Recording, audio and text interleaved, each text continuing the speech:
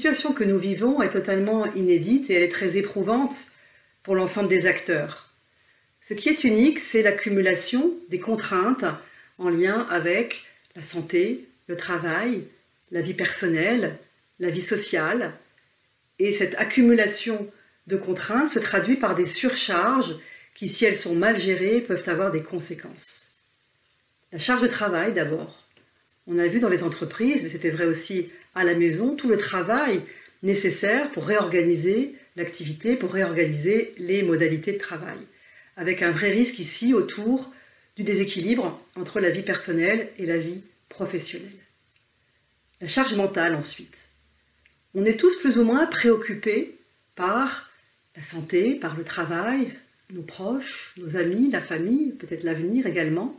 Et le risque ici, c'est la surcharge mentale, c'est le sentiment de perdre en efficacité, c'est parfois des comportements de rumination, des sentiments aussi de perte d'attention, de perte de capacité de concentration. Et enfin, tout ce qui est autour de la charge émotionnelle, on voit bien qu'on ne vit pas tous la situation de la même manière et qu'il y a toute une palette émotionnelle qui peut se mettre en place, de la crainte et de l'inquiétude pour certains, et des situations d'angoisse plus fortes pour d'autres. Et là, le risque, c'est d'avoir des comportements un peu extrêmes, par exemple des comportements de surréaction, ou bien à l'inverse, des comportements d'évitement d'une situation.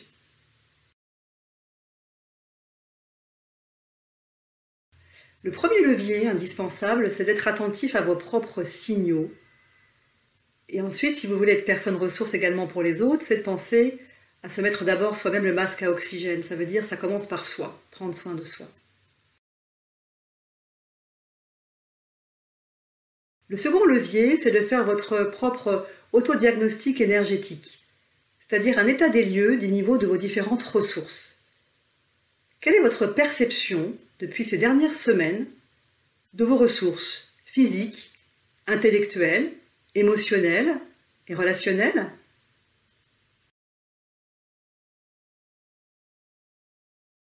À l'issue de ce diagnostic, plusieurs leviers de ressourcement peuvent être mis en place. Comment maintenir ou retrouver une énergie physique optimale dans son quotidien? Comment réguler sa charge mentale? Comment agir sur ses préoccupations et retrouver de la marge de manœuvre? Comment accepter également qu'il y a une part d'incontrôlable dans les situations que nous vivons, que cet incontrôlable nous amène des émotions? Et donc l'enjeu est de prendre du recul sur les émotions que ces situations nous amènent et réfléchir différemment à comment nous adapter et comment adopter un comportement alternatif qui serait plus efficace qu'émotionnel. Et puis enfin, c'est aussi penser à se garder des périodes de déconnexion. C'est comment je vais au bout d'une activité, comment je referme un dossier, comment je me garde des espaces de récupération à la fois entre les séquences de travail, mais aussi à l'issue de ma journée de travail.